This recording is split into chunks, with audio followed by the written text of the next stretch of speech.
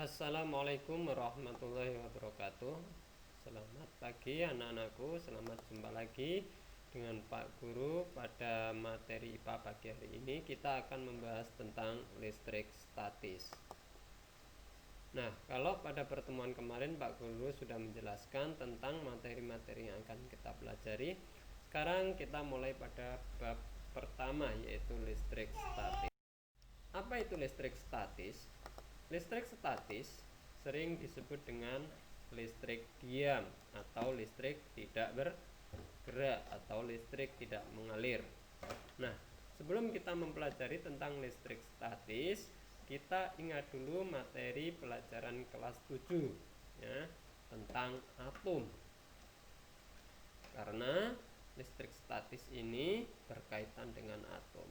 Ya, apa itu atom? Masih ingat nggak? Ya. Atom adalah bagian terkecil dari zat atau benda yang tidak dapat dibagi-bagi lagi. Ya, di bagian yang paling kecil yang tidak dapat dibagi lagi itu disebut dengan nama. Nah, atom itu sebetulnya seperti ini. Jadi ada suatu benda tersusun dari partikel-partikel. Ya, ini saya contohkan zat padat. Kemudian zat padat ini saya potong, maka partikelnya akan terpisah. Saya potong lagi, sampai saya tidak dapat memotong lagi benda tersebut. Maka bagian yang tidak dapat dipotong lagi inilah yang disebut dengan nama atom atau partikel. Nah, satu partikel atau satu atom. Walaupun atom ini sudah tidak dapat dibagi-bagi lagi, ternyata setelah dilihat dengan menggunakan mikroskop elektron, atom ini masih ada bagian-bagiannya. Bagian dalam namanya inti atom, bagian luar namanya kulit atom. Di dalam inti atom ada proton yang bermuatan positif dan ada neutron tidak bermuatan alias netral. Sedangkan elektron yang selalu berputar mengelilingi kulit, yang mengelilingi inti atom yang berada di kulit atom ini bermuatan negatif. Jelas ya? Ya, lanjut.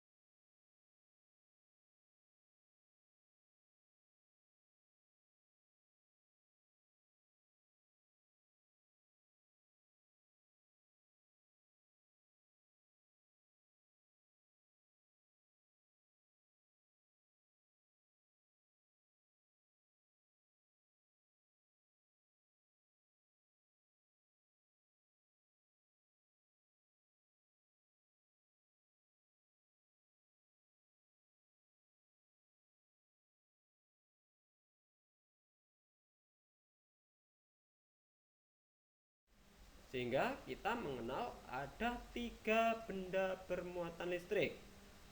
Ada benda netral, yaitu benda yang jumlah protonnya sama dengan elektron.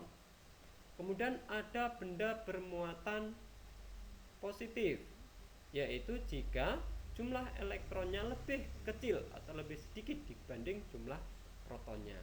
Dan yang ketiga, ada benda bermuatan negatif, yaitu jika jumlah elektronnya lebih banyak dibanding dengan jumlah proton.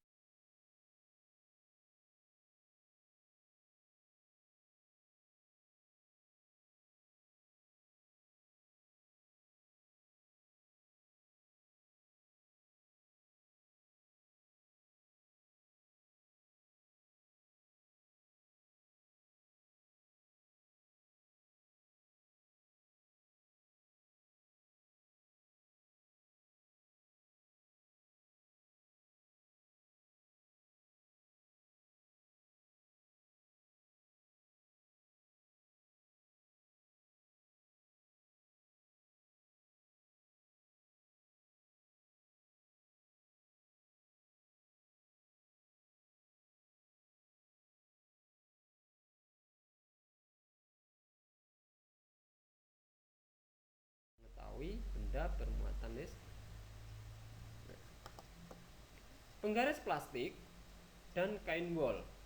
Ya, jika kita gosokkan, ya kita lihat prosesnya. Ya, syaratnya menggosokkannya harus searah ya, agar segera terbentuk listrik statis. Nah, ternyata penggaris plastik menjadi bermuatan negatif. Bagaimana dengan kain wol? Ya sebaliknya, kain wol akan bermuatan positif. Nah, yang harus kalian ingat, yang bisa berpindah dari satu benda ke benda yang lain adalah elektronnya, karena elektron yang terletak di kulit, sedangkan proton dan neutron tidak pernah berpindah. Artinya bahwa elektron kain wol berpindah ke plastik, sehingga plastiknya bermuatan negatif, dan sebaliknya benda yang lain akan bermuatan positif. Ya, di sini dijelaskan bahwa penggaris plastik yang digosok dengan kain wol, maka penggaris plastik akan menjadi bermuatan listrik negatif karena elektron kain wol pindah ke penggaris plastik. Sekali lagi, yang berpindah adalah elektronnya. Sekarang kita contohkan yang lain, antara kaca dan kain sutra. Kita gosok. Ya, ingat-ingat, gosoknya harus satu arah. Ya, menggosoknya harus satu arah. Apa yang terjadi? Ternyata kaca menjadi bermuatan positif. Berarti kain sutra bermuatan, ya pintar, bermuatan negatif. Ya. Berarti elektron pindah dari mana ke mana? Elektron pindah dari kaca ke kain sutra. Ya. Jadi yang berpindah sekali lagi elektronnya. Elektron berpindah dari kaca ke kain sutra, sehingga kacanya menjadi bermuatan positif, kain sutranya menjadi bermuatan negatif. Nah, kaca yang digosok dengan kain sutra, maka kaca akan menjadi bermuatan listrik positif karena elektron kaca pindah ke kain sutra.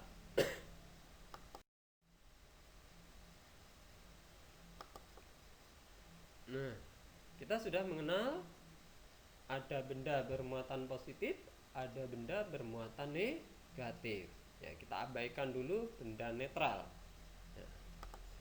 Nah, apa yang terjadi jika dua benda bermuatan sama, kita dekatkan, ternyata ditolak?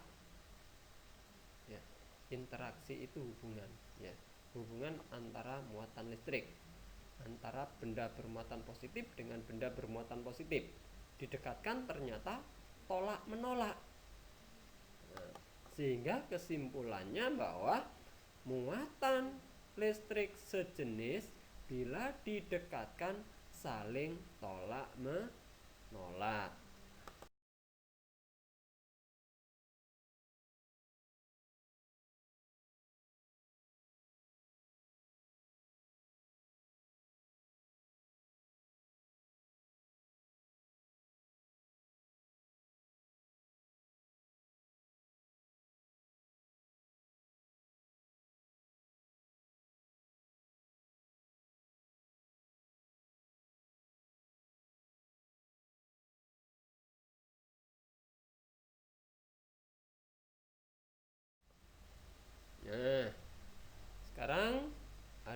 tugas ya. Jadi kita sudah membahas tentang muatan benda. Ada muatan positif, ada muatan negatif, ada atom, ternyata masih ada bagian-bagiannya. Nah, tugas yang pertama kerjakan di buku tugas, jangan lupa. Nomor 1, mengapa disebut listrik statis? Nomor 2, mengapa atom atau partikel disebut bagian terkecil dari suatu zat? Nomor 3, sebutkan bagian-bagian dari atom dan muatannya. Nomor 4, mengapa benda dikatakan bermuatan listrik? Ya. 5, mengapa benda dikatakan bermuatan listrik positif, negatif, dan netral? Nah, nanti dijelaskan. 6, 5 buah benda A, B, C, D, dan E disusun berjajar. Tahu berjajar ya? Ya, pintar. Jika benda B netral, ya, jadi yang B ini netral, benda C tarik-menarik dengan benda A. Namun, tolak-menolak dengan benda D. Jika benda E bermuatan negatif dan tarik-menarik dengan benda D, gambarkan kelima muatan tersebut. Apa muatan listrik dari benda A, C, dan D? Ya, di sini yang diketahui benda B netral dan benda E bermuatan negatif. Nah, apa muatan benda A, C, dan D? Nah, silakan kerjakan di buku tugas ya, jangan lupa.